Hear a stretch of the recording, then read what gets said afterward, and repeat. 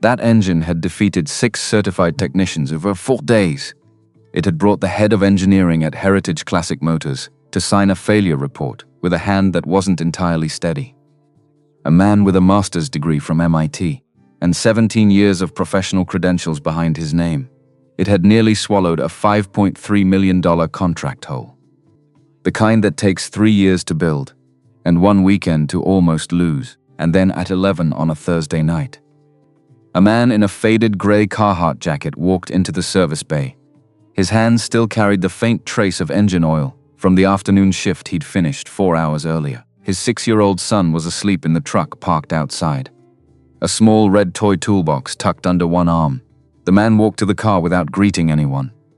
Without asking any questions, he stood in front of the engine for a long moment, very still, and then he said quietly, and without any drama at all, "I know where the problem is. What happens when the man everyone dismissed is the only one who can save everything?"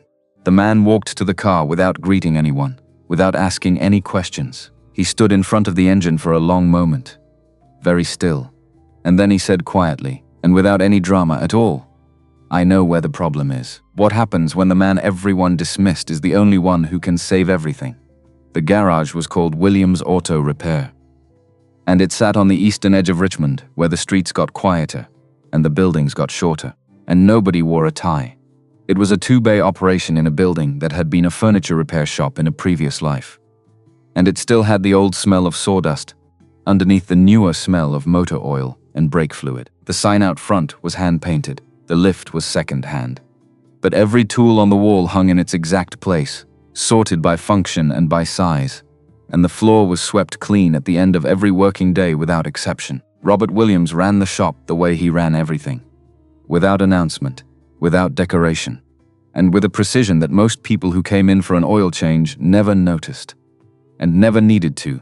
Rob was 36 years old, and looked it in the honest way that comes from working with your hands in all weather. He was tall and lean with dark brown hair, and a face that didn't offer much away unless you knew how to look. He didn't talk much to beyond what the job required. He didn't explain himself. He didn't volunteer his history. When people asked how long he'd been doing this, he said a few years, which was technically true if you counted only the years at Williams Auto Repair, and ignored everything that came before. In the bottom drawer of the wooden desk in the corner, the desk that held the shop's invoice book and a battery-operated radio and not much else, there was a folded document in a manila envelope. It was a certificate of appointment from Velocity Dynamics, an American mechanical engineering firm based in Detroit that consulted for high-performance automotive manufacturers, naming Robert Williams as chief engine architect at the age of 31. The youngest in the company's history. The envelope had not been opened in 3 years. In the corner of the shop, on a wooden stool with a cushion tied to the seat, sat Lucas. He was 6 years old, and serious in the way that small children sometimes are when they have been paying close attention to the world for their entire short lives. He had his father's dark eyes, and his mother's habit of going quiet when something was bothering him. Every afternoon after school, he came to the shop, sat on the stool, and opened his red toy toolbox. A battered plastic thing with a yellow latch that he had owned since he was 3. He would lay out the toy wrench and the toy screwdriver and the toy ratchet on the floor in front of him. And then he would crouch over whatever piece of scrap metal Rob had set aside for him and pretend to work. He took it seriously. He always had. On the shelf above Rob's desk, beside the radio and the invoice book, there was a thick notebook with a brown leather cover. It was filled front to back in Rob's handwriting. Notes on classic American V8 engines, hand-drawn diagrams, annotated references, the accumulated record of 3 years of independent research. On the inside cover, in the same careful hand, was a single line for Sarah beside it, smaller, almost invisible, and for whoever comes after. Lucas noticed the Heritage Classic Motors banner through the shop window one afternoon, while Rob was finishing a brake job on a sedan. The boy pressed his nose against the glass and studied the photograph of the cars. Then he looked back at his father. "Dad, do you think you could fix those?" Rob glanced at the banner. He didn't answer. He turned back to the brake caliper and kept working. Across town on the main boulevard, where the buildings had glass facades and the parking valet wore matching blazers, Heritage Classic Motors occupied a full city block. The banner stretched across the upper story of the building read Private Exhibition, Special Classic Collection. Friday, 7 p.m. It was the most important event on Jessica Hayes' calendar for the year, and it had been for the past 8 months. Jessica was 32 years old and ran Heritage Classic Motors with the kind of focused intensity that made her good at her job and occasionally difficult to be around. She had taken over the dealership from her father at 28, rebuilt the clientele in 3 years, and positioned Heritage Classic as the premier destination for classic and collector vehicles on the eastern seaboard. She was precise. She was demanding, and she did not believe in second chances for people who wasted her time. She also had not slept properly in 4 days. The 1970 Plymouth Hemi Cuda had been built in limited numbers and was one of fewer than 600 ever made. The specific example in Heritage Classic Motors service bay had been modified in the 1990s by an American engineer named Raymond Castellano, who had worked for a small California firm that specialized in the mechanical restoration of pre-emissions era high-performance automobiles. Castellano had died in 2004, and he had left behind no written documentation of his modifications, no drawings, no service manuals, no annotated schematics.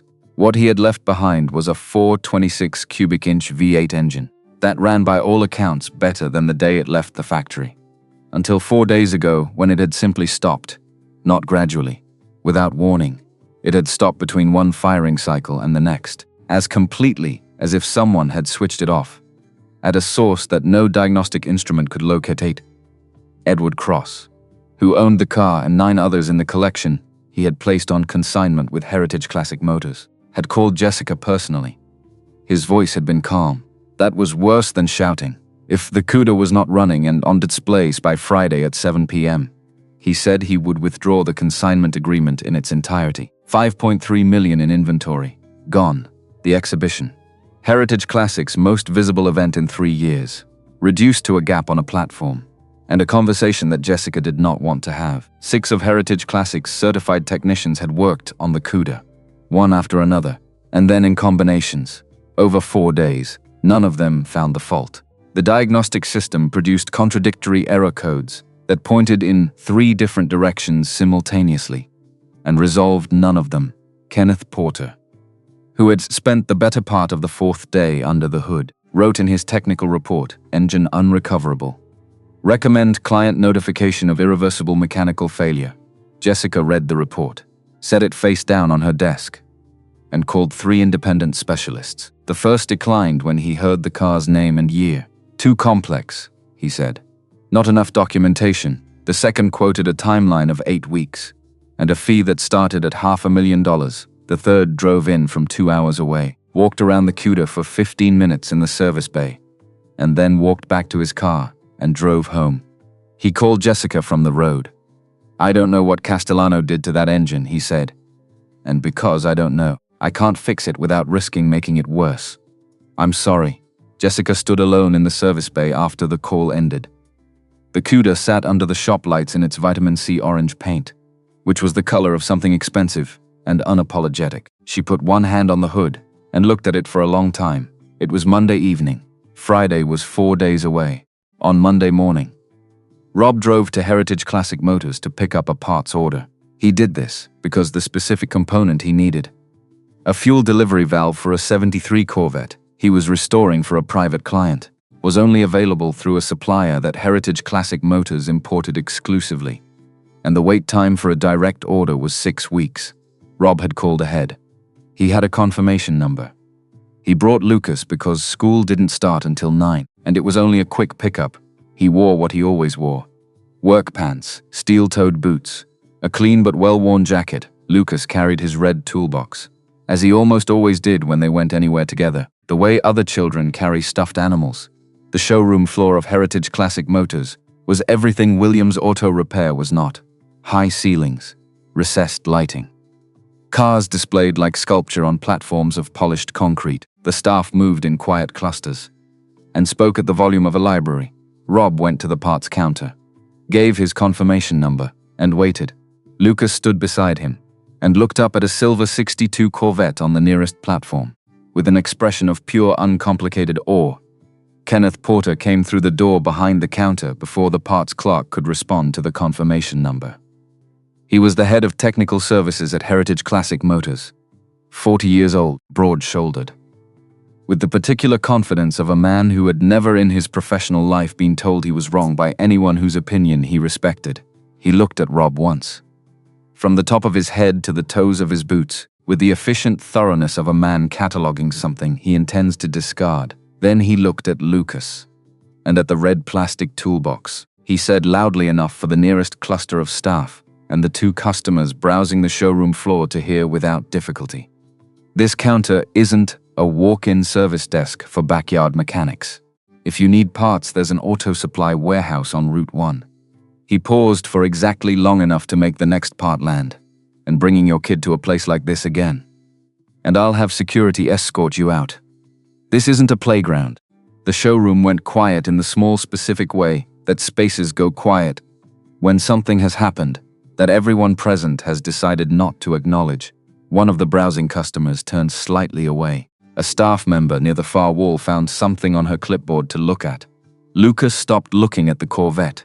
He looked down at the red toolbox in his hands instead. And then he pressed it against his chest. Rob did not raise his voice. He did not change his expression. He looked at Kenneth Porter for approximately 2 seconds, a look that was flat, still, and somehow more uncomfortable than anger would have been. And then he looked at Lucas.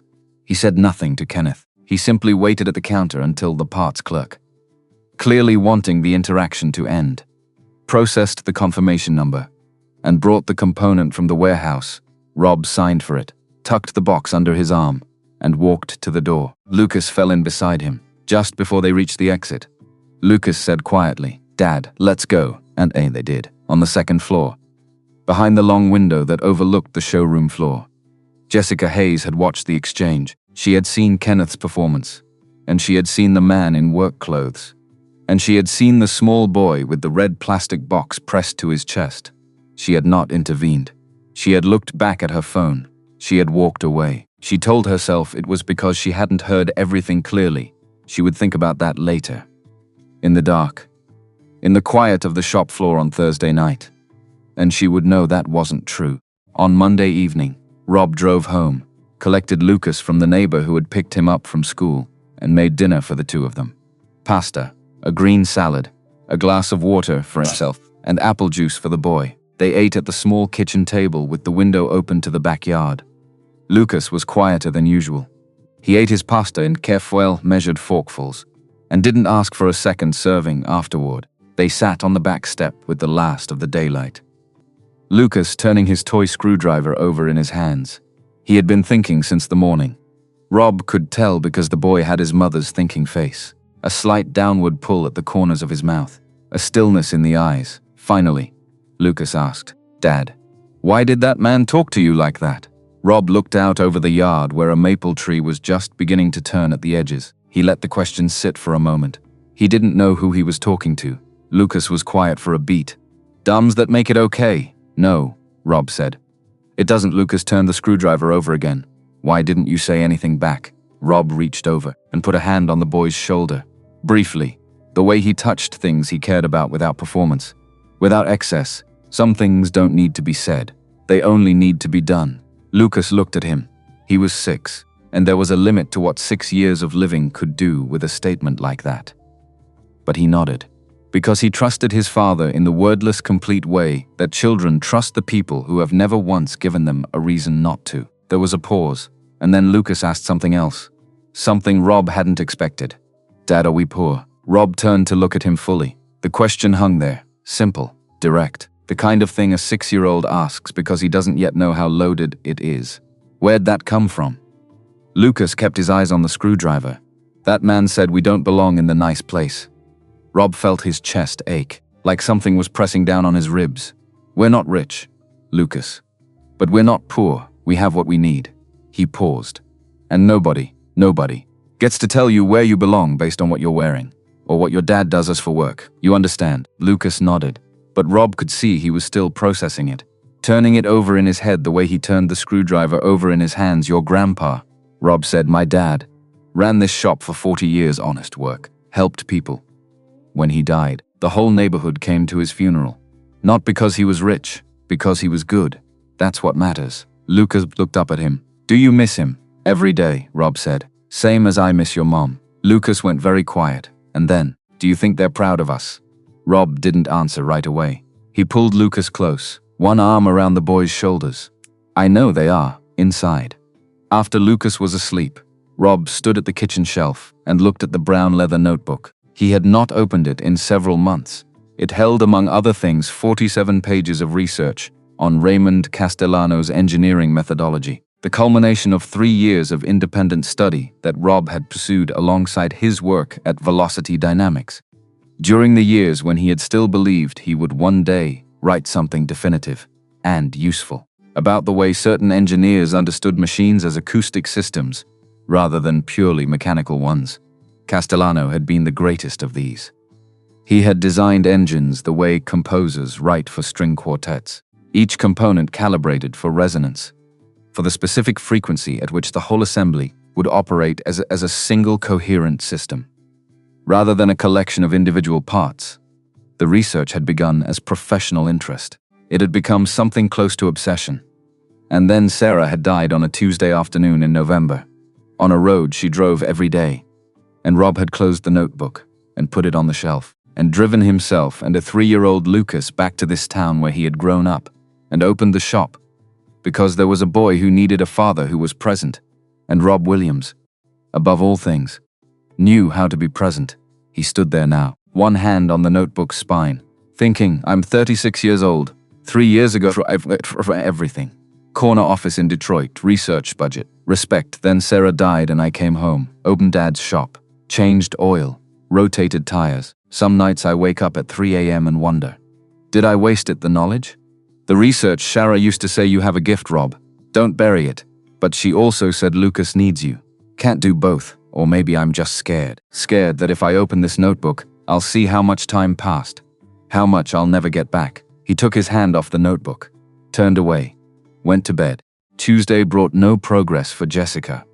She brought in a restoration team from Norfolk, specialists with a strong reputation for pre-war American vehicles. They worked through the day.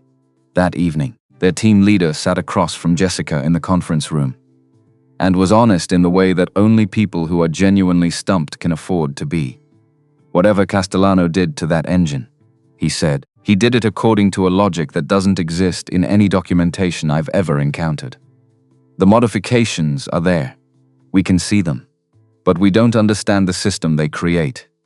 We're afraid to go further without that understanding, because the wrong move could cause irreversible damage. He paused. I think the person who can fix this engine is someone who has spent a great deal of time specifically studying how Castellano worked. Castellano himself, on Wednesday morning, Kenneth Porter proposed using a substitute vehicle, a Cuda from 1969. That was close enough in appearance that most guests at the exhibition would not know the difference. Jessica rejected this in under 10 seconds. That's not Edward's car, she said. It's not what we agreed to display. We don't do that. Kenneth gave her a long look. She gave it back without blinking, and he left the room. Jessica was not a sentimental person, and she was not particularly given to principle for its own sake. But there were lines she did not cross in business. She had watched her father cross them, and she had watched what they cost him in the end, and she had decided early that her version of Heritage Classic Motors would not be built that way. Her father, Richard Hayes, had died 2 years ago. But the lessons had come earlier, much earlier. She remembered the hospital room, her father at 67, dying of lung cancer 3 days before the end. I made mistakes, Nat, he'd said, his voice thin. Cut corners, thought I was being smart.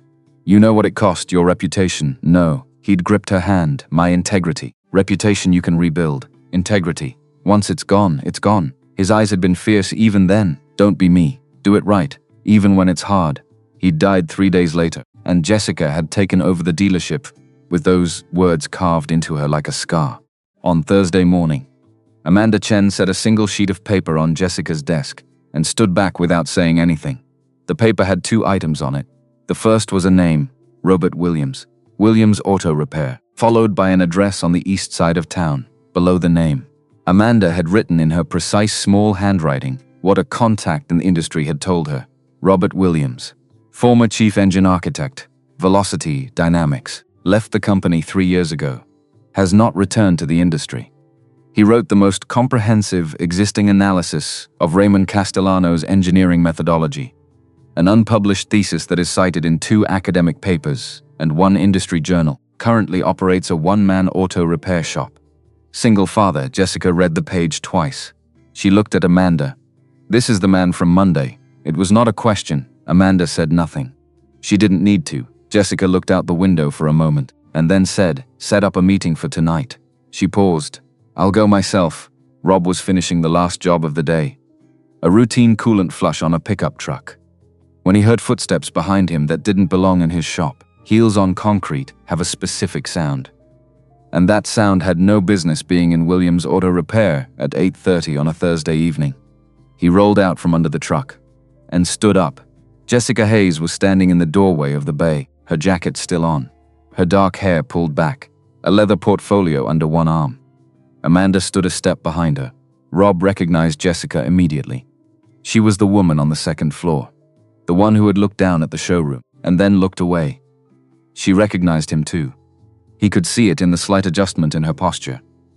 An acknowledgement that she owed him something she wasn't entirely sure how to pay.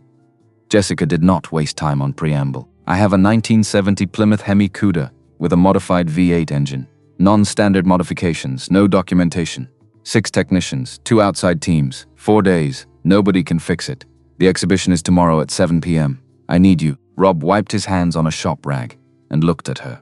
He did not rush to fill the silence. After a moment, Jessica said more quietly, "I know you came to our facility on Monday. I know what happened. I was there, and I didn't stop it. That was wrong of me." She didn't elaborate. She wasn't a woman who expanded on apologies, but she had said it plainly, and she meant it. And Rob heard both things, the words and the fact of them. "What did your technicians do to it?" She described the 4 days in detail. Every attempt, every instrument used, every proposed solution. Rob listened without interruption. When she was finished, he asked one question: "Who modified the engine last?" "An engineer named Castellano," Jessica said. "Raymond Castellano. He died in 2004. For the first time since she had walked through the door, something changed in Rob's face. A small thing. A stillness becoming a different kind of stillness. "You know him?" Jessica said. "I know his work," Rob said. "There's a difference." He glanced across the bay to where Lucas was curled on the wooden stool under a blanket, asleep, with the red plastic toolbox held loosely in one small hand. He looked at it for a moment. Then he looked back at Jessica Castellano, the CUDA, the work I walked away from. It's like the universe is asking, "Are you done? Are you really done? Or was this just a long pause? But if I say yes, I'm opening that door again. The door I closed when Sarah died. The door to the life I left behind. I'll come and look at it," he said. "I'm not making any promises." He locked the shop, drove Lucas to Eleanor Brennan's house 3 streets over. Eleanor was 68 and had watched Lucas through 2 bouts of the flu and a broken collarbone and a phase where he would only eat beige foods. And she opened the door without a word, took one look at the bag of tools Rob was carrying, and nodded, and took Lucas inside. Rob drove to Heritage Classic Motors. The service bay was empty except for the 3 of them, and the car. The CUDA sat under the overhead lights in its deep orange paint, and even standing still in a fluorescent-lit workshop, it had a quality that was difficult to name. Something about the proportions, the low and aggressive stance, the way the light moved across the long hood. Rob stood in front of it for a long moment without touching it. Then he walked around it once, slowly, his hands at his sides. Then again Jessica watched from a stool she had pulled to the far end of the bay. She had folded her jacket over her lap, and she sat with the particular stillness of someone exercising restraint. Amanda stood near the door. Kenneth Porter had been in the building when Rob arrived. He had seen who Jessica had called in, and he had left without saying anything, his expression carrying the specific quality of contempt that is shading over into something else. And hasn't quite decided what. Rob opened the hood. He looked at the engine without touching it, just looked, the way he looked at everything before he touched it, which was the first habit he had developed when he was young, and which he had never lost. Then he reached into his bag. and took out a modified stethoscope, the chest piece replaced with a small metal probe. The tubing extended, the earpieces cushioned. He began placing the probe against the engine block, systematically moving from point to point in a pattern that made no immediate sense from the outside, but was in fact a precise sequence derived from diagrams in the brown leather notebook. Now open on the workbench beside him, he listened. The bay was silent enough that the only sounds were the faint tick of cooling metal and the occasional distant noise from the street. Jessica held her position for 20 minutes. Then she stood up and walked halfway toward the car. "Have you found something?" Rob said without looking up. "Not yet. But I know what I'm looking for." She asked what that was, and he straightened slightly and told her Castellano didn't engineer conventionally. He engineered acoustically. Every component was calibrated to resonate at a specific frequency, so that the system as a whole operated as a single harmonic unit. If one component is displaced even fractionally from its designed position, the resonance breaks, and the whole system shuts down, instantly. There's no error code for it, because no diagnostic software was ever written to measure it. You'd have to know it was possible before you could look for it. Jessica let that settle. "Where did you learn that?" "I spent 3 years studying Castellano's work," Rob said, returning to the stethoscope. "I was going to write a thesis about it." "What happened?" She asked it quietly. The way you ask a question when you already suspect the answer might be something you don't have the right to hear. "My wife died," Rob said after that. "I wasn't interested in writing anymore." He said it the same way he said everything. The plain weight of the fact. Jessica looked at the Cuda's engine and said nothing. It was 1 a.m. when he found it. He had removed the 4th layer of the fuel delivery assembly, working with the patience of someone who understands that urgency and speed are not the same thing. And there, tucked between the primary and secondary fuel rails, was a wafer-thin thermal isolation plate that had no business being there according to any factory specification. Castellano had fabricated it himself from a titanium alloy, approximately 2 millimeters in thickness, positioned with tolerances measured in tenths of a millimeter. One of the previous technicians, almost certainly while attempting to investigate the fuel delivery system, had displaced it by 0.3 of a millimeter, enough to break the resonance, enough to kill the engine as completely as a power cut. But it wasn't just displacement. Rob could see that now. The plate also had a hairline fatigue crack, running along one edge. 30 years of thermal cycling, expansion, contraction, the metal finally giving way. The technician's handling had been the final stress. The crack had spread. The thermal barrier had failed. Fuel vaporized inconsistently. The harmonic frequencies here collapsed. The whole system had refused to fire. Rob straightened up and looked at the plate in the light. "The problem is here," he said. "This piece needs to be refabricated and repositioned.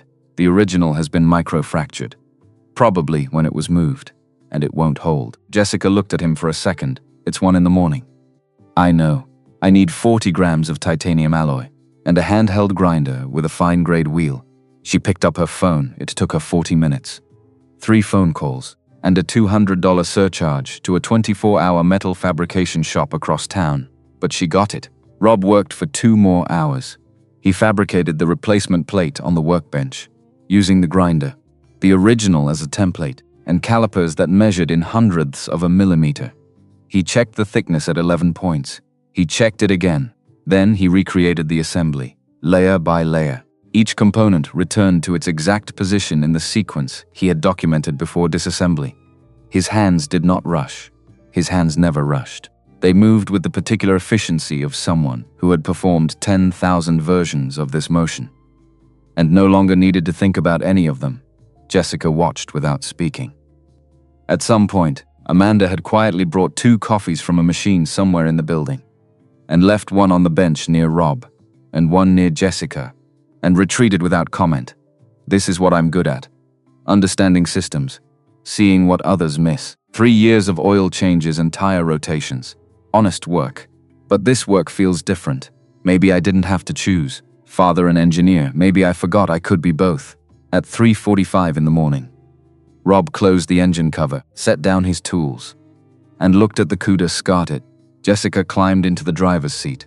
She put the key in the ignition She turned it, the 426 cubic inch Hemi V8 engine turned over, caught, and opened into a sound that filled the service bay completely. A deep, even authoritative bellow. That settled immediately into a low, resonant idle. It was the sound of something that knew exactly what it was. Jessica sat in the driver's seat with both hands on the wheel. Eyes closed for a long moment. When she opened them, Rob was wiping down his tools and placing them one by one back in the bag. He was at the door with his bag over his shoulder before Jessica got out of the car. "I'll send an invoice by email," he said. "My rates are standard. The parts cost is on top. I need to know what to pay you," she said. "You'll get what I send." She stood there, looking at him. And then she said, "How did you know it would work?" Rob stopped, turned back. I didn't. But I knew the theory was sound. And I knew I'd done the work correctly. That's not the same as knowing." Rob looked at her directly, his voice quiet but certain. "It's called faith. In the work. In yourself." He looked at Lucas, asleep on the stool he had brought in after midnight, and Eleanor had carried him inside, and settled him there without being asked. And then he picked Lucas up, settled the boy against his shoulder, and picked up the red toolbox in the same hand. Lucas stirred but did not wake. Rob walked to his truck in the pre-dawn dark, buckled Lucas into the back seat, and drove home. He got there at 6:15. He drank a coffee at the kitchen table in the quiet house, while the street outside slowly filled with the sounds of a neighborhood waking up. He was still there when Lucas came downstairs at 6:45, blinking and confused. Still in the clothes he'd gone to sleep in. "Dad, where did we go?" "I fixed a car." Lucas said it as a statement of what he expected from his father's nights. "A nice one." "Yes," Rob said. "I think you'd like it." Lucas climbed into the chair beside him and leaned against Rob's arm. "Was it like Detroit?" "When you worked there?" Rob was surprised Lucas remembered. "A little bit." "Yeah. Did you like it?" Rob thought about that, about the sound of the engine firing, about the way his hands had remembered every motion, about the notebook open on the workbench. "I did." "You gonna do it again?" Rob looked at his son, 6 years old, and already asking the questions that mattered. "I don't know yet." Lucas nodded, as if that was a perfectly acceptable answer. "And maybe it was, Mrs. Brennan says you used to smile more. In Detroit, you should do that work again if it makes you happy." "I'll be okay." Rob pulled him close, his throat tightening. "You're what's important. Don't forget that." "I know, Dad. But you can be important too." Rob didn't say anything to that, because there wasn't anything to say. His 6-year-old son had just given him permission to be whole. And Rob didn't know what to do with it, so he just held him and finished his coffee and tried not to think about the brown leather notebook sitting on the shelf, or the sound of a Hemi engine firing at 3:45 in the morning, or the fact that for the first time in 3 years, he'd felt like himself. Amanda Chen put a tablet in front of Jessica at 7:30 that Friday morning. Before Jessica had finished her first coffee, on the screen was an article from an automotive engineering journal, dated 2018. The headline read, "Velocity Dynamics appoints Robert Williams as chief engine architect." Youngest in company history, the photograph showed Rob in a suit, standing beside an engine prototype, facing a bank of cameras, with the expression of a man who would rather be working on the engine than standing next to it for a photograph. Below the article, Amanda had pulled up a citation from an academic paper on pre-emissions American powertrains, a paper from 2020. That referenced in a footnote an unpublished research thesis by Robert Williams of Velocity Dynamics Research Division, described as the most thorough existing analysis of Raymond Castellano's engineering methodology. Amanda said quietly, "He didn't just know about Castellano. He is the foremost living authority on Castellano's work." Jessica set down her coffee cup. She looked at the photograph for a long time. The younger face, the same flat, steady eyes, the same hands that even in a posed photograph looked like they were resting rather than performing. She thought about the man in the work jacket at the parts counter on Monday morning, the boy with the red plastic toolbox, the way Rob had looked at Kenneth Porter for exactly 2 seconds and said nothing and walked out. She thought about all the things that look had contained and all the things he hadn't needed to say. She picked up her coffee again. "Where is Kenneth?" Amanda told her. "Shes him in." Kenneth Porter entered Jessica's office at 8 a.m., expecting discussion about last night. Maybe praise for staying late, showing dedication. Even though he'd left before the work was done, Jessica was behind her desk, No preamble. Effective immediately. You're reassigned from technical director to senior technician. 2 levels down, same facility, different responsibilities. You'll report to Michael Torres. Kenneth stood there, processing. Then, because of last night, because I questioned bringing in, Jessica cut him off. Her voice measured. Cold because of Monday.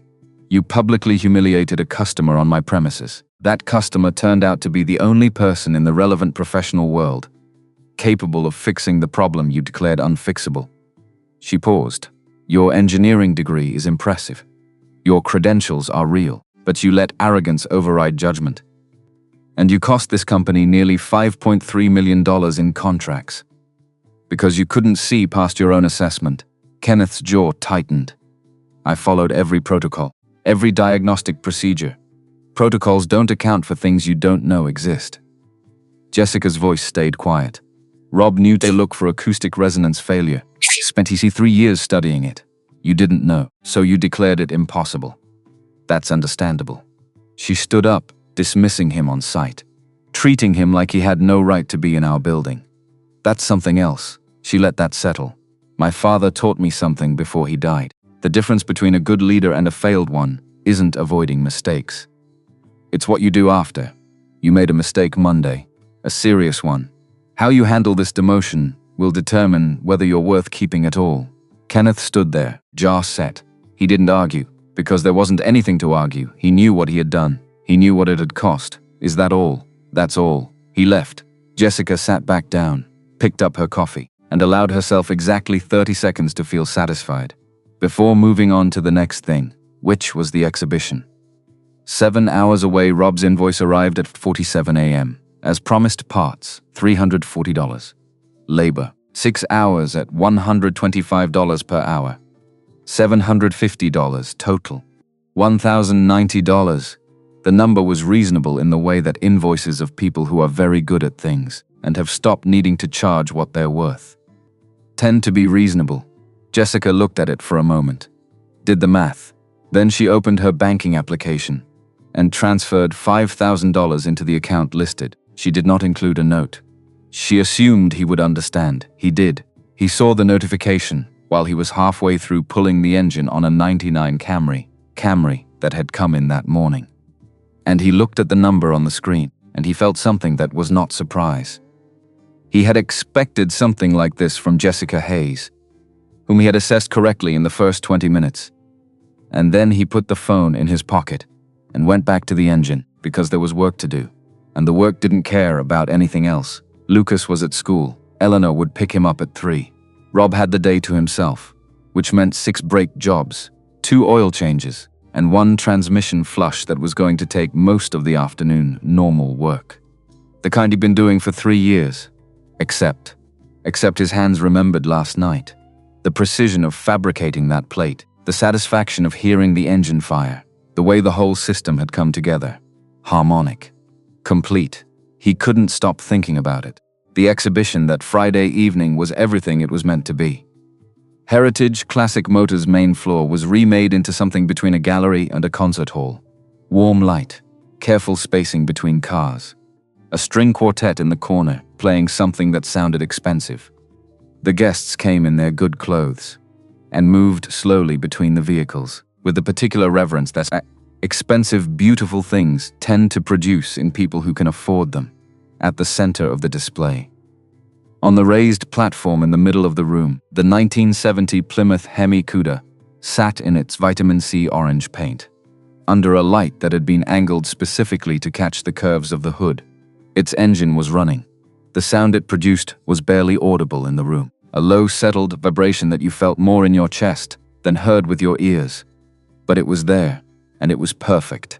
And every person in the room who knew anything about these cars knew what it meant that it was there. Edward Cross arrived at 7:15, 20 minutes past the start time, the way men of his particular standing arrive at events, unhurried, aware that the room will wait.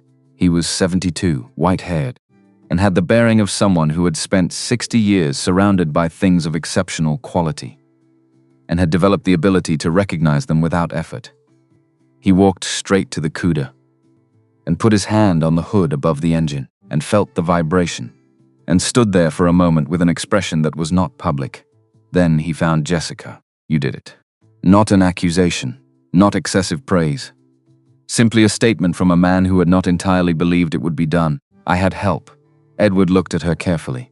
He had done business with Jessica for 3 years, and he had never heard her use that particular word in relation to herself. Who, Robert Williams? Edward went still for the span of 3 seconds. Then he said slowly, the Williams who wrote the Castellano thesis. Yes, good God. He looked at the CUDA, and then back at her. I read that thesis before it was even finished. A colleague at Velocity sent me 40 pages of it as a draft. I thought whoever wrote it must have spent half a lifetime on it. He paused. What is he doing now? He has a small shop, Jessica said. East side of Richmond. He does general repair work. Edward looked at her with an expression that was difficult to read, somewhere between sadness and admiration, aimed at life itself, and the strange arrangements it produced. Life is strange, isn't it? Man with that mind doing brake jobs and oil changes. He paused, looking at the CUDA, the engine rumbling. Perfect. Maybe he knows something we don't. Maybe he figured out what matters before the rest of us did. He looked at Jessica. I'm 72 years old. Spent my whole life collecting cars, building wealth, making deals. You know what I think about at night? Jessica waited. I think about my daughter, lives in Portland. I haven't seen her in 8 months. Too busy, too important. Too many deals to close. He looked back at the CUDA. Rob Williams left everything to raise his son. That's not failure, that's clarity. And then he walked away to rejoin the other guests, leaving Jessica standing there, thinking about her own father, and the hospital room, and the things he'd said about integrity. She stayed at the exhibition longer than the evening required, watching people admire the cars, listening to the string quartet, feeling the low rumble of the Hemi engine, and thinking. 3 days later, on Monday afternoon, a white envelope arrived at Williams Auto Repair by regular mail. Inside was a business card, heavy stock, plain, the name Edward Cross in small capital letters, with a phone number, and nothing else on the back. Handwritten, Rob. I've been looking for you since I read your Castellano thesis in 2019. Nobody could tell me where you'd gone. Now I know. When you're ready to talk, not about cars, but about what you still want to do, call me. I have a collection that needs someone who understands what Castellano understood. And I have resources to support research you might want to continue. No pressure, no timeline, just an open door. Edward Cross. Rob held the card for a moment. Then he put it on the shelf, beside the brown leather notebook, and he stood there, looking at both of them. For a long time that same day, another letter arrived, this one from Jessica, typed, formal, on Heritage Classic Motors letterhead, Robert. What you did Thursday night saved my company. More than that, it reminded me why I'm in this business. Not for money, for the integrity of doing things right. My father forgot that. I won't. If there's ever another problem I can't solve, and I'm certain there will be, I hope you'll take my call. Not as a favor, as a colleague. You proved you're the best at what you do. That deserves recognition. And respect, thank you. Jessica Hayes. Rob read both letters, set them on the shelf, next to Edward's card. Next to the notebook, 2 offers, 2 paths forward, and he had no idea what to do with either of them. Because part of him wanted to say yes to everything. To open the notebook, to call Edward, to take Jessica's calls, to step back into the world he'd left behind. But another part of him remembered why he'd left in the first place. Lucas, 3 years old, crying in the middle of the night, asking where mommy went, and Rob not having an answer that made sense to a 3-year-old. The decision he'd made then had been simple. Be there, be present, give Lucas stability, give him a father who wasn't flying to Detroit every week, who wasn't working 16-hour days, who was just there. And that decision had cost him everything else, his career, his research, the work he loved. So what was he supposed to do now? Lucas was 6. He was in school, he had friends, he had Eleanor, he had a routine that worked. Did that change the equation? Rob didn't know. On Sunday afternoon, Rob took Lucas to the waterfront, the Richmond harbor, where boats came and went, and people sat on benches and watched the water. Lucas had his red toolbox, as always, and he was examining the rigging on a sailboat docked nearby, with the kind of focus that made Rob think of Sarah. She'd been like that, able to concentrate completely on whatever was in front of her, shutting out the rest of the world. Lucas came back to the bench, sat down beside Rob. Dad, can I ask you something? Always. Why did you stop doing the fancy work? In Detroit, Rob wasn't expecting that. He turned to look at Lucas. What made you think about that? Mrs. Brennan said you used to be important. Like, really important. And then Mom died and you came back here. Rob's chest ached. Eleanor talks too much, but it's true. Right. Yeah, it's true. So why did you stop? Rob looked out at the water. A sailboat was coming into the harbor, sails down, motor running. Moving slow. Because you were 3 years old. You'd just lost your mother. You needed a father who was there, not someone flying to Detroit every week, working 16-hour days. You needed me present. Did you want to stop? Rob thought about lying, about saying it was fine, about protecting Lucas from the weight of it. But Lucas deserved the truth, even at 6. No, I love that work. Do you wish you were still doing it? Rob paused, long enough that Lucas looked up at him. Sometimes. Then why don't you? Rob pulled him close. Because I chose you. And I'd make that choice again, every single time. Lucas was quiet for a moment. And then he said something that Rob would remember for the rest of his life. Dad, Mrs. Brennan says Mom wouldn't want you to be sad all the time. Rob's breath caught. I'm not sad all the time, but you're sad some of the time. I can tell. Lucas looked up at him, 6 years old, with his mother's eyes, and a directness that shouldn't have been possible. Mrs. Brennan says you used to smile more. When you did the important work, you should do it again. I'll be okay. She can watch me more, and you'll come home. Right. Always. Then you should do it. Because I don't like it when you're sad. Rob couldn't speak for a moment. He just held Lucas and watched the sailboat dock and tried to process what his 6-year-old son had just said. Because Lucas hadn't given him permission to be whole. Lucas had told him he was allowed to be happy. And that was different. 2 weeks later, on a Monday morning, Rob made the call. He stood in the shop, Lucas at school, no customers yet, the phone in his hand, and he dialed Edward Cross's number. Edward answered on the second ring. Cross, Mr. Cross. This is Robert Williams. There was warmth in Edward's voice when he responded. Rob, I'm glad you called. I've been thinking about your offer. And Rob took a breath. I can't leave my shop. I have clients here. Lucas has school. His life is here. I understand. But I can do consulting work. Part-time.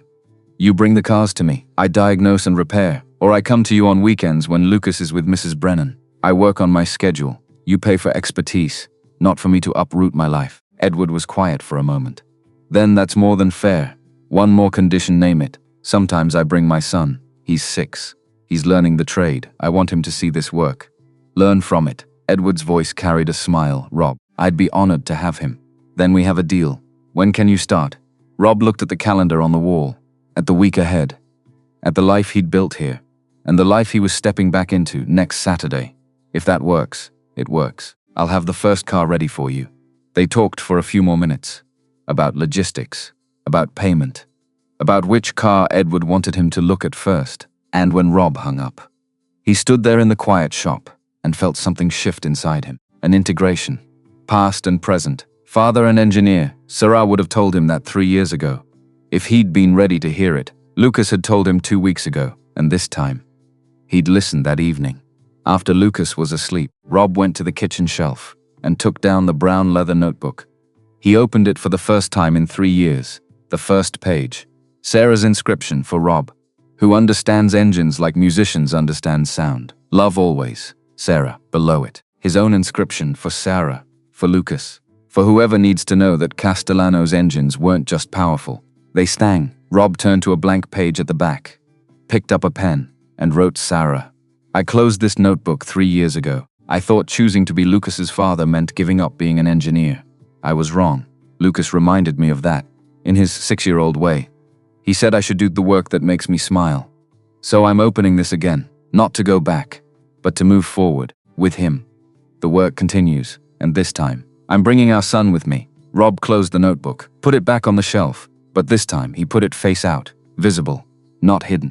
A week later, Kenneth Porter was working in the service bay at Heritage Classic Motors, senior technician now. 2 levels down from where he'd been, Michael Torres was his supervisor. A man 10 years younger than Kenneth, with half his credentials, and twice his humility. Kenneth had spent the first 3 days angry, the next 4 processing, and now, a week in, he was starting to understand. He'd been good at his job. That wasn't the problem. The problem was that he'd stopped being curious, stopped asking questions. started assuming that his way was the only way, and when someone had come along who knew something he didn't, instead of asking, instead of learning, he'd dismissed them.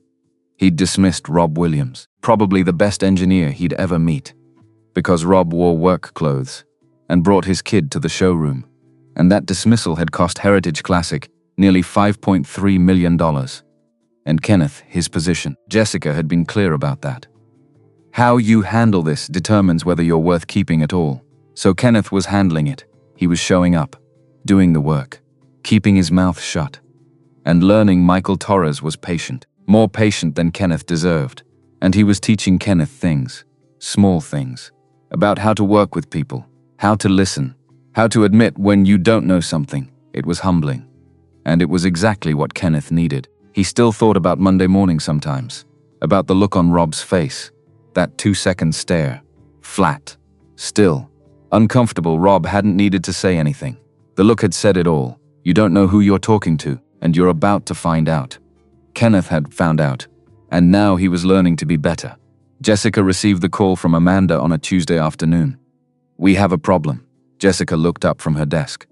"What kind of problem?" "Client just brought in a 71 Boss 429 Mustang. Numbers matching, original everything. Engine won't fire. They've had it to 3 shops.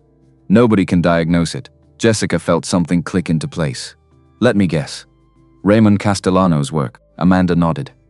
"How did you know?" "Because it's always Castellano." Jessica stood up. "Get Rob Williams on the phone." She called Rob. He answered on the 3rd ring. "Williams Auto Repair, Rob." "It's Jessica Hayes. Heritage Classic Motors." There was a pause. Then, "What can I do for you?" "We have a 71 Boss 429 Mustang. Castellano's work. Engine won't fire.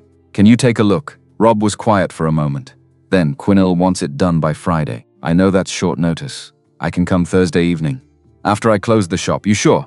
Yeah. "I'm sure, thank you, Jessica." She paused. "Yes, this is going to keep happening. Castellano cars. Problems nobody else can solve. You're going to keep calling me." "I know. So let's set something up. Consulting arrangement. You bring me the cars. I diagnose and fix them. You pay me for my time. We both know what we're getting into." Jessica felt a smile tug at the corner of her mouth. "I'd like that. Good. I'll see you Thursday." He hung up, and Jessica sat there, looking at her phone, thinking about how strange it was that the man Kenneth had dismissed 2 weeks ago was now the most valuable consultant Heritage Classic had. Life was funny that way. On Thursday evening, Rob drove to Heritage Classic Motors, Lucas in the passenger seat, red toolbox on his lap. Lucas had asked if he could come, and Rob had said yes, because this was part of it. Part of integrating the work with fatherhood. Part of showing Lucas what Rob did, what he was good at. They walked into the service bay together. Jessica was waiting. Next to a dark blue Boss 429 Mustang. She looked at Lucas, then at Rob. "Your son." He wanted to see Jessica crouch down to Lucas's eye level. "Hi, I'm Jessica." "I'm Lucas. That's a nice tool, boss. Thank you." "My mom gave it to me." Jessica glanced at Rob, who gave a small nod, and she understood. She's got good taste. Jessica stood back up. "The car's all yours." Rob walked to the Mustang, Lucas following close behind. Rob opened the hood, and Lucas stood on his toes to see inside. "What's wrong with it?" Lucas asked. "Don't know yet." Rob pulled out his stethoscope. "That's what we're here to find out." He began the diagnostic, placing the probe against the engine block, listening, moving systematically through the 47 points. Lucas watched, silent, focused. Jessica watched both of them, and thought about what Edward Cross had said at the exhibition. "You're building something important, passing it forward. That's legacy." She was watching legacy happen. Right here, in her service bay, Rob found the problem in 40 minutes. A resonance plate, similar to the one in the CUDA, but positioned differently and fractured in a different place. Same principle though, same solution. He looked at Jessica. "I can fix it, but I'll need to fabricate a replacement plate. I can do it at my shop. Have it ready by tomorrow evening." "That works." Rob closed the hood, looked at Lucas, ready to go. "Can I come back tomorrow when you fix it?" Rob looked at Jessica, who nodded. "Yeah, you can come back tomorrow." Lucas smiled. The first real smile Rob had seen in days, and as they walked to the truck, Lucas looked up at Rob. "Dad, this is cool." "Yeah," Rob said. "It is," and he meant it. Saturday morning, Rob and Lucas drove to Edward Cross's estate. It was on the outskirts of Richmond. A sprawling property with a main house and a separate garage. that was bigger than most people's houses. Edward met them at the door. 72, white hair, sharp eyes, and a smile that was genuine. "Rob, good to see you, Mr. Cross. This is my son, Lucas." Edward crouched down, shook Lucas's hand. "Lucas, your dad tells me you're learning the trade." "Yes, sir. Good man. Come on, I'll show you the cars." The garage was temperature controlled, climate stable, and held 14 vehicles. All high-performance American muscle cars, from the 60s and 70s, all modified by Raymond Castellano. Lucas's eyes went wide. Edward laughed. "I know, it's a lot." He looked at Rob. "Where do you want to start?" Rob walked down the line, looking at each car, assessing. He stopped at a 1970 Chevelle SS LS6 engine, 454 cubic inches. "This one," Edward nodded. "She's been running rough." "I'd like to know why." Rob opened the hood. Lucas climbed onto a step stool beside him and watched as Rob began the diagnostic. Edward stood back, watching, not interfering. And Rob worked, the way he always worked, methodical, patient, precise, until he found the problem. A hairline crack in a resonance chamber that Castellano had built into the intake manifold. Rob showed it to Edward, who looked impressed. "How long to fix it?" 2 weeks. "I'll need to fabricate a replacement chamber. Test it, install it. Take all the time you need." And so it began. The consulting work, the integration of past and present, the life Rob was building. That included Lucas, and the work, and the memory of Sarah, and the future, not separate, not competing, whole. Over the next 2 months, the pattern established itself. Weekdays, Rob ran Williams Auto Repair, oil changes, brake jobs, transmission work, the steady, reliable income that kept the lights on. Thursday evenings, he went to Heritage Classic to work on whatever Castellano car Jessica had brought in. Lucas came with him most times, watching, learning, asking questions. Saturdays, he drove to Edward's estate to work on the collection. Lucas always came, and Edward always had something for the boy to do. Cleaning tools, organizing parts, small tasks that made Lucas feel useful, important. And slowly, Rob started to feel like himself again. The brown leather notebook came off the shelf. He started adding to it. New observations, new measurements, new diagrams. Lucas got his own notebook, a smaller one, with a plain black cover, and he started taking notes too, in his 6-year-old handwriting, about what he saw, what he learned, what his dad taught him. And Rob would look at those notes sometimes, at night, after Lucas was asleep, and he would think about Sarah, and about the inscription in his own notebook, "For whoever comes after." Lucas was whoever came after. And the work was continuing, and Sarah would have been proud. In early December, Edward called Rob. "I have a proposition." Rob was under a Camaro, replacing a resonance chamber. He rolled out, answered the phone. "What kind of proposition?" "I want to fund the publication of your Castellano research." Rob sat up. "What? Your notebook? The thesis?" "Jessica told me about it. I want to fund its publication, as a technical manual, for collectors and restorers." "Edward, I don't. Hear me out. I'll cover all costs. Editing, layout, printing, distribution. You retain full creative control and full ownership of the material. I just want to make sure it exists, and that people can access it." Why? Edward's voice was quiet. "Because I'm 72 years old, and I've spent my whole life collecting things. Cars, art, antiques, things." He paused. "But you know what I haven't done? I haven't created anything. I haven't built anything that will outlast me."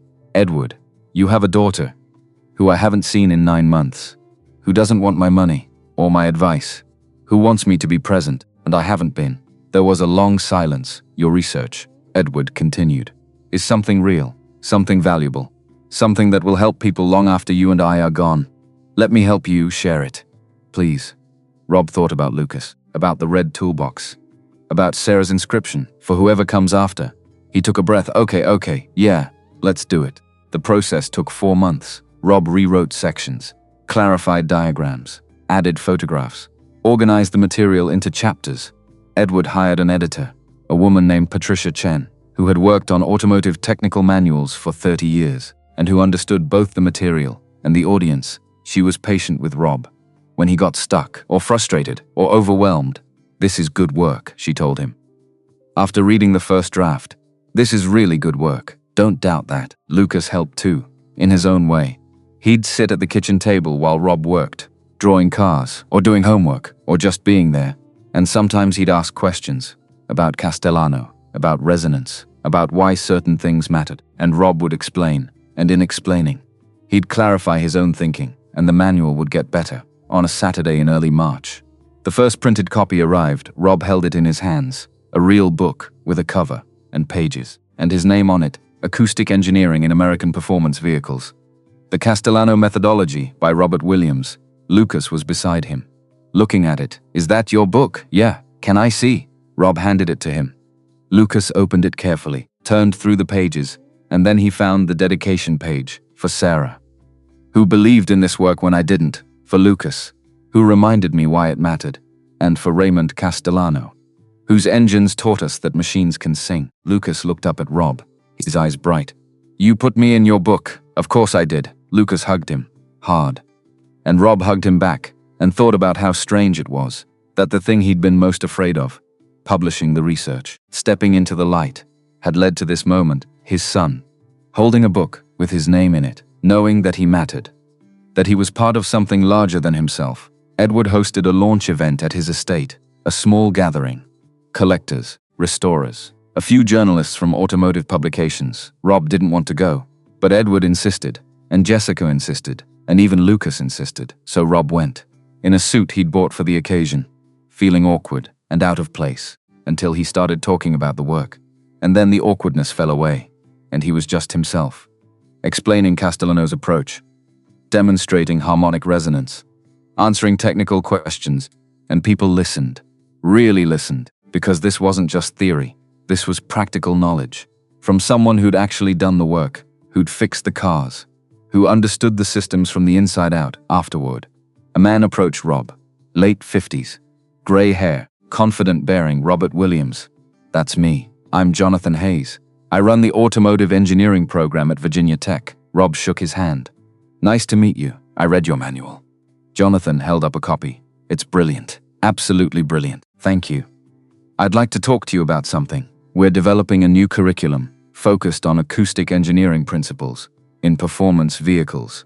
And I'd like you to be involved. How? Guest lectures. Maybe a semester-long course. If you're interested, we'd work around your schedule." Rob's breath caught. I don't know if I'm qualified for that." Jonathan smiled. "You wrote the definitive text on Castellano's methodology. You've authenticated and restored more Castellano cars than anyone alive. You're the most qualified person I know." Rob looked across the room, at Lucas, talking to Edward, animated, happy, and he thought about Sarah, and the notebook, and the choices he'd made, and the doors that had opened because of them. "Let me think about it." "Of course." Jonathan handed him a card. "Call me when you're ready." And Rob took the card, and put it in his pocket, and thought, maybe he was ready. 3 months had passed since the book launch, and Lucas had turned 7 in February. A small party at the shop, with Eleanor and a few kids from school, and a chocolate cake that Rob had tried to make himself, and failed, so Eleanor had brought one instead. Lucas had opened his presents, a new set of calipers, a torque wrench calibrated to his smaller hands, a leather-bound notebook. For his own research, his own notes, he'd held the notebook and looked at Rob, like yours, like mine, and Rob thought about Sarah's inscription, and his own, and the one Lucas would write someday. On a Saturday morning in late April, Rob and Lucas were at Edward's estate, working on a 1971 Plymouth GTX with a 440 cubic inch V8 that had developed an intermittent misfire. Rob had diagnosed it, a resonance chamber in the exhaust manifold, with a hairline fracture. So small you needed magnification to see it, but large enough to break the harmonic frequency and cause the misfire. He was fabricating the replacement now. On a portable workbench Edward had set up in the garage, Lucas beside him, watching every movement. Edward was there too, sitting in a chair near the GTX, watching them work, with the expression of someone who understands that what he's seeing is rare. "Lucas." Edward spoke quietly, but Lucas heard. "Yes, sir, your dad's teaching you all of this. The acoustic engineering, the resonance theory. All of it, yes, sir. Why do you think he's doing that?" Lucas thought about it, his small face serious, "Because he wants me to know what he knows, so I can keep doing it. After what?" Edward asked gently. Lucas looked at Rob, then back at Edward. "After I'm bigger. And he's older. Or if something happens." His voice got quieter. Like what happened to Mom, the garage went silent, except for the faint hum of the climate control system and the distant sound of birds outside. Rob set down his tools, turned to Lucas. "Hey, look at me." Lucas looked up, his eyes wet, but not crying. Not yet. Nothing's going to happen to me. You understand? I'm not going anywhere. You don't know that. Lucas's voice was small. Mom didn't know either. Rob crouched down. So he was eye level with his son. You're right, I don't know. Nobody knows. But I'm here now. And I'm healthy, and I'm careful, and I'm going to be here as long as I possibly can. He paused. But you're also right about something else. I'm teaching you this because I want you to know it. Not because I'm going anywhere. But because it's important. And because someday, whether it's 10 years from now or 50, you might want to pass it on to whoever comes after. The same way my dad passed it to me. And the same way I'm passing it to you. Lucas nodded slowly. Processing. Okay.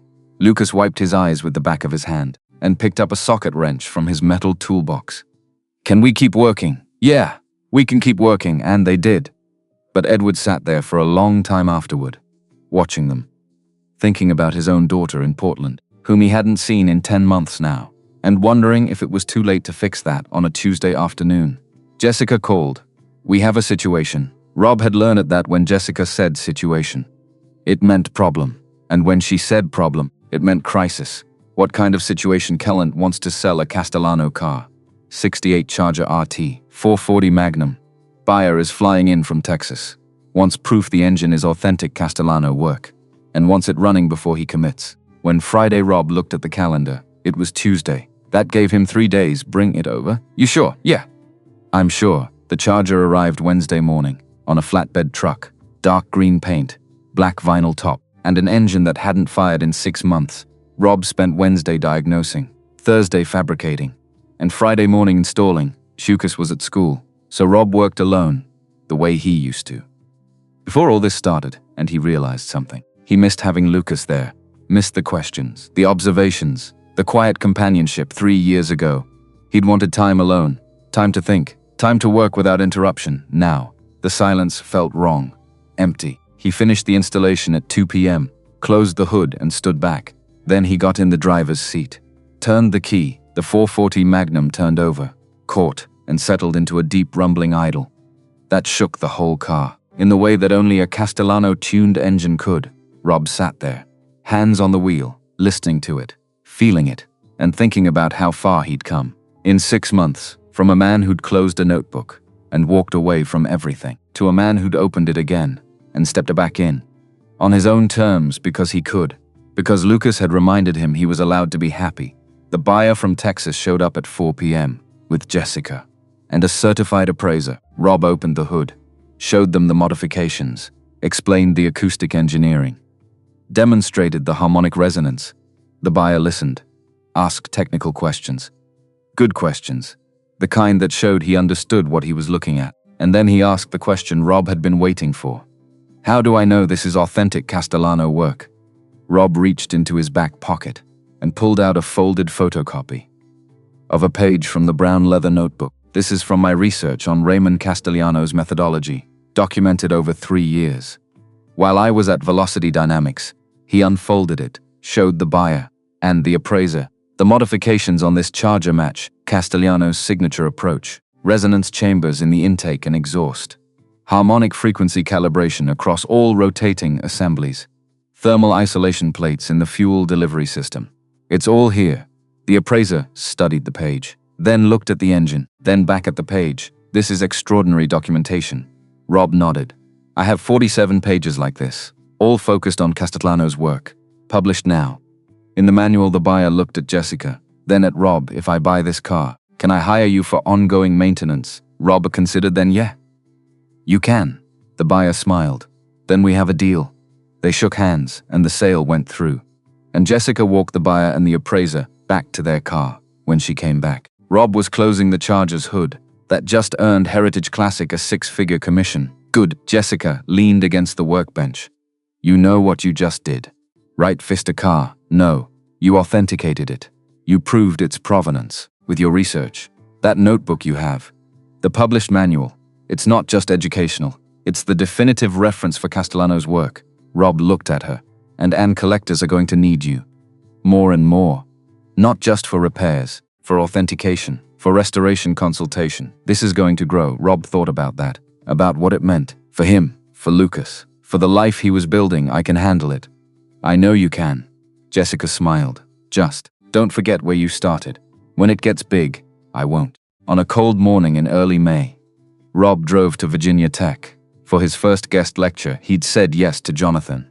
After thinking about it for 3 weeks, and talking it through with Lucas, and with Edward, and even with Jessica. And now he was here, walking into a lecture hall, with 40 engineering students, waiting to hear him talk about Castellano's methodology. Rob set up his laptop, connected it to the projector, and pulled up his slides. And then he looked at the students. Young faces, eager, curious, and he thought about his father, teaching him, in the two-bay shop in Richmond, 40 years ago, and about Sarah, who'd believed in him, even when he didn't believe in himself, and about Lucas, who'd given him permission to be whole, and he started talking, about resonance, about harmony, about the way Castellano had understood engines not as machines, but as instruments, and the students listened, and asked questions, and took notes, and Rob realized something. This was teaching, real teaching. The kind that mattered, not just passing on information, but passing on understanding, on perspective, on a way of seeing the world the same way his father had taught him, and the same way he was teaching Lucas after the lecture. A student approached, a young woman, early 20s, bright eyes, Professor Williams. I'm not a professor, just Rob, she smiled. Rob, that was incredible. I've never heard anyone explain acoustic engineering like that. Thank you. I'm working on my thesis, on harmonic resonance in electric vehicle powertrains. Would you be willing to look at it? Give me feedback. Rob thought about his own thesis, the one that had never been finished. Until now, yeah, I'd be happy to. She handed him her email address and thanked him and walked away. And Rob stood there, in the empty lecture hall, holding a piece of paper with a student's email address, and thinking about how strange it was that the work he'd tried to bury had become the work that connected him to the future. Over the next month, Rob gave 3 more lectures at Virginia Tech, each one on a different aspect of Castellano's methodology, and each time, students approached him afterward, with questions, with thesis ideas, with genuine curiosity about the work, and Rob found himself enjoying it, the teaching, the exchange of ideas, the sense that he was contributing to something larger than himself. Lucas came with him to one of the lectures, sat in the back row, with his red toolbox on his lap, and his black notebook open, and afterward, a student asked Lucas what he thought. Lucas looked up at the student, 7 years old, serious. My dad's really good at this. You should listen to him, the student smiled. I am. And Rob stood there, watching his son, and thinking about legacy, and what it meant, and how it was built one small moment at a time. On a Saturday afternoon in late May, Rob and Lucas were at Edward's estate. Edward had called them in to check on the progress of the Chevelle, which Rob had been working on for the past month. But when they arrived, Edward wasn't in the garage. He was in the main house, on the phone, and when he hung up, his face was different, lighter. Younger Lucas, thank you for coming. Of course, everything okay, better than okay. That was my daughter, Rebecca, the one in Portland. Edward nodded. I called her 3 weeks ago, and we talked, really talked for the first time in years. He paused, his eyes wet, and she's coming to visit next month, with her husband and my grandson, who I've never met. Rob felt something warm spread through his chest. Edward, that's incredible, she said. She was proud of me, for reaching out, for being honest, for wanting to be present. Edward looked at Rob, then at Lucas. I wouldn't have done that without seeing you two. The way you are together, the way you've built something real. Out of loss. He shook his head. You reminded me what matters, and I'm grateful. Lucas walked over to Edward, looked up at him. I'm glad you called her Mr. Cross. Edward crouched down, looked Lucas in the eye. Me too. Lucas, me too. And Rob stood there, watching and thinking about choices and second chances and the way people can change when they decide it's worth it. Later that day, as Rob and Lucas were packing up to leave, Edward pulled Rob aside. I want to show you something. He led Rob to a small office off the main garage and opened a drawer. Inside was a leather-bound notebook, similar to Rob's, but older, more worn. This was Raymond Castellano's, Edward said quietly. His personal research notebook. From the 1970s and 80s, Rob stared at it. How did you? I bought it at an estate sale 5 years ago. I've been trying to find someone who could understand it, who could do something with it. He handed it to Rob. I want you to have it, Edward. I can't. You can. And you should, because you're the only person I know who will appreciate what's in there, and who will use it.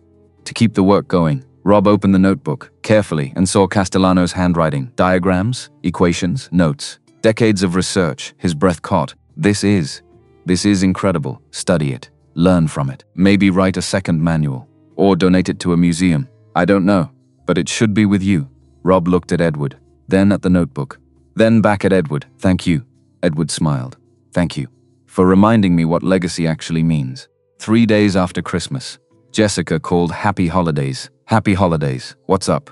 I have news. Good news. Good news. I think Rob waited. Heritage Classic is expanding. We're opening a restoration division, focused specifically on high-performance American muscle cars, with an emphasis on historically accurate work. That's great. And I want you to head it. Rob went still. What head of restoration? 3 days a week. Competitive salary. Full benefits. You'd have a team, a budget, and full autonomy over the work. Jessica. I have my shop. I know, and you can keep it. This would be in addition. You'd work Monday through Wednesday at Heritage Classic, the other days at your shop, and you'd bring Lucas when you want. We'd make it work. Rob's mind raced. Why me? Because you're the best. And because I trust you.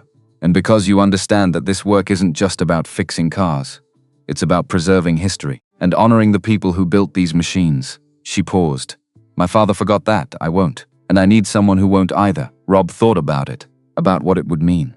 For him, for Lucas, for the work. Can I think about it? Of course, take all the time you need. But Rob already knew his answer. He just needed to talk to Lucas first, that night, after dinner. Rob and Lucas sat on the back step. I got a job offer today. What kind of job? Head of restoration at Heritage Classic Motors, 3 days a week. Leading a team, preserving classic cars. Lucas thought about it. Would you still have the shop? Yeah, I'd still have the shop. Would I still come with you? To work? Yeah. You'd still come with me? Then you should do it. You sure, Dad? Lucas looked at him. You're really good at this, and people need you, lots of people. He paused. And you like it, I can tell. You smile more. When you do this work, Rob pulled him close, his throat tight. Yeah, I do, so do it. Okay. I will. They sat there for a while longer. In the cold December air, watching their breath fog, listening to the quiet, and Rob thought about the year that had passed. Since that Thursday night, when Jessica had walked into his shop and asked for help, everything had changed. He was still Lucas's father, first and always, but now he was also himself, whole, integrated, carrying the past forward into the future. On New Year's Eve, Rob called Jessica. I'll take the job. He could hear the smile in her voice. Good. When can you start? February 1st. That gives me time to hire someone to help at the shop. Part-time, to cover the days I'm at Heritage Classic. Perfect. There was a pause. Then Jessica said something unexpected. Thank you. Rob, for what? For saying yes. For trusting me. For being exactly who you are. Rob didn't know what to say to that, so he just said, "You're welcome," after he hung up. He stood in the quiet shop and looked around at the tools on the walls, at the lift, at the workbench, at the brown leather notebook, face out on the shelf, next to Lucas's black one, next to Castellano's worn leather one. 3 generations of knowledge, side by side. And he thought about his father, who'd run this shop for 40 years, and about Sarah, who'd believed in him, and about Lucas, who'd reminded him he was allowed to be happy, and about Edward, and Jessica, and Jonathan, and Patricia, and all the people who'd helped him. Along the way, this is it. This is the life I was meant to live, not the one I planned, but the one I built, from loss, and grief, and love, and work, and it was enough. On a bright morning in February, Rob walked into Heritage Classic Motors for his first day. As head of restoration, he had an office, with window, and a desk, and a nameplate, Robert Williams. Head of restoration, he looked at it, and shook his head, and smiled. His team was small, 3 technicians, all younger than him, all eager, all willing to learn. He gathered them in the restoration bay, introduced himself, explained his approach. We're not just fixing cars, we're preserving history, honoring the people who built these machines, and making sure their work outlasts them. The technicians nodded, listening. And we do it right. No shortcuts, no compromises. If we can't do it authentically, we don't do it at all. He paused. Questions. One of the technicians, a young man named David, raised his hand. What's the first project? Rob smiled and pulled a tarp off a car in the corner. Underneath was a 1971 Plymouth Cuda, vitamin C orange. With a 426 Hemi V8, Edward crosses car.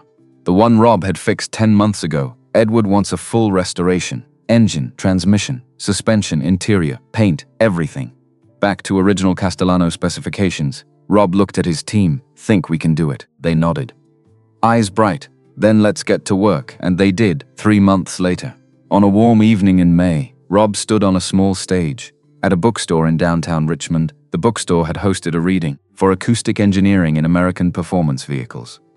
And about 60 people had shown up, plotlags, restorers, students. A few journalists. Rob had read a section from the manual about Castellano's approach to harmonic frequency, and then he'd answered questions. And now, at the end, someone asked a question he'd been waiting for. What's next? Are you working on anything new? Rob thought about Castellano's notebook, the one Edward had given him, that he'd been studying for months. Yeah, I'm working on something, a follow-up, on the evolution of Castellano's methodology. How his approach changed over 3 decades, what we can learn from it. He paused. And I'm working on something else too, a teaching manual, on how to pass on this kind of knowledge to the next generation, because it's not enough to do the work yourself. You have to make sure someone else can do it too. After you're gone. The audience nodded, understanding, and as Rob stepped off the stage, Lucas was there, waiting, 7 years old now, serious, focused. You did good, Dad, thanks. Buddy, when's your book coming out, the teaching one? Rob laughed. I haven't even started writing it yet, but you will. Yeah, I will. They walked out together, into the warm spring evening, and Rob thought about time, and legacy, and the things that outlast us on a Sunday morning in June. Rob and Lucas were in the shop, working on a personal project, a 1970 Dodge Challenger RT that Rob had bought 8 months ago, as a long-term restoration for Lucas. When you turn 16, Rob had told him, this will be yours.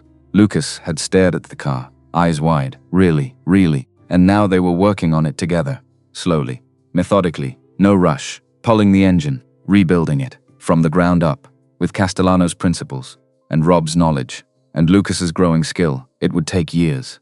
Rob knew that, but that was okay, because the work wasn't just about the car, it was about the time, together, the lessons, the conversations, the moments that build a life. Lucas was under the hood, examining the cylinder heads. Rob beside him, Dad, look at this. What, this casting mark? It's different from the others. Rob leaned in, looked. Lucas was right. One of the cylinder heads had a different casting mark, which meant it had been replaced at some point. With a non-original part, good eye, Lucas beamed, pride lighting up his face. We'll need to find the right replacement. Rob continued. Original casting. Correct date code. It'll take some time. That's okay. We have time. Yeah, we do. And as they worked, Rob thought about his father, teaching him, in this same shop, decades ago, and about Sarah, who would never see Lucas grow up, but whose love was still here, in the red toolbox, in the way Rob loved their son, and about Lucas, who would carry all of it forward, into whatever future he chose. The work continues. Later that afternoon, Kenneth Porter showed up at Williams Auto Repair. Rob was surprised to see him. It had been almost a year since the incident at Heritage Classic.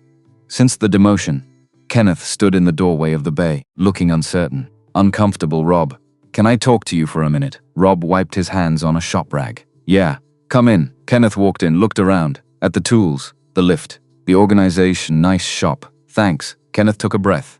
I wanted to apologize for what I said last year at Heritage Classic to you and your son. Rob waited. I was wrong, Kenneth continued. Wrong to dismiss you, wrong to judge you based on clothes and appearance, wrong to treat you like you didn't belong there. He paused. You're the best engineer I've ever met, and I was too arrogant to see it until it was too late. Rob looked at him, studied him, and saw something different. Humility, genuine regret. Apology accepted. Kenneth's shoulders relaxed. Thank you. How are things at Heritage Classic? Getting better. Michael Torres is a good supervisor, patient, teaching me things I should have learned years ago, about listening, about admitting when you don't know something. Good. Kenneth looked at Lucas, who was watching from the corner, with the red toolbox on his lap. That your son? Yeah. That's Lucas. Kenneth walked over, crouched down. I owe you an apology too. What I said last year, about you not belonging. That was wrong. You belong anywhere you want to be. You understand? Lucas looked at his father, then back at Kenneth. Okay. Kenneth stood up, nodded to Rob, and left. And Rob stood there, thinking about apologies, and second chances, and the way people can grow, if they're willing to try. Lucas came over, stood beside Rob. He seems different, yeah, he does. People can change, yeah, they can. On a Sunday evening in late June, Rob and Lucas were in the backyard, sitting on the step, watching the maple tree in full leaf. Lucas was turning his toy screwdriver over in his hands. The one from the red toolbox, the one Sarah had given him. Dad, can I ask you something? Always. Do you think Mom would be proud of us? Rob's chest ached. He looked at Lucas, 7 years old now. Growing so fast. Yeah, I think she would be, even though we don't have pictures of her everywhere, like some people do. Rob thought about that, about the photograph he kept in his desk drawer, about the way he'd tried to protect Lucas from the grief, by hiding it, instead of sharing it. You know what? We should change that, Cham. What? We should put up pictures. In the shop, in the house, places where we can see her, and remember her every day. Lucas looked up at him. Really, Lucas was quiet for a moment. Then I think that would be good, me too.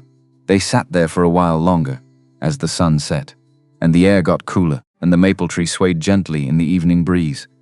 And Rob thought about the manual, and Edward's offer, and Jonathan's invitation, and Jessica's position, and all the ways his life had changed. In a year and a half, from a man hiding from his past, to a man integrating it, with his present, with his future. Lucas leaned against him. Dad, I'm glad you're doing the important work again. Me too, buddy, me too. And as the darkness came, and the streetlights flickered on, Rob held his son, and thought about Sarah, and about the inscription in the notebook, for whoever comes after. Lucas was whoever came after, and the work was continuing, and the legacy was building, one day at a time, one lesson at a time, one moment at a time, and that was enough. On a warm morning in early July, Rob and Lucas walked into the shop together. Lucas was carrying both toolboxes now, the red plastic one in his left hand, the metal one in his right, and Rob was carrying Castellano's notebook, along with his own, and Lucas's 3 generations of knowledge, ready for another day of work. They had a Camaro to finish. For a client who'd been waiting 3 weeks, they had Edward's GTX to check. After the resonance chamber replacement, they had the Challenger to work on. Slowly, together, for Lucas's future, and they had time, together, which was the most important thing. Rob opened the bay door, and the morning light flooded in. Lucas set down his toolboxes and climbed onto his stool, and opened his black notebook. Redidi. Rob asked Redidi, and they began, father and son, teacher and student.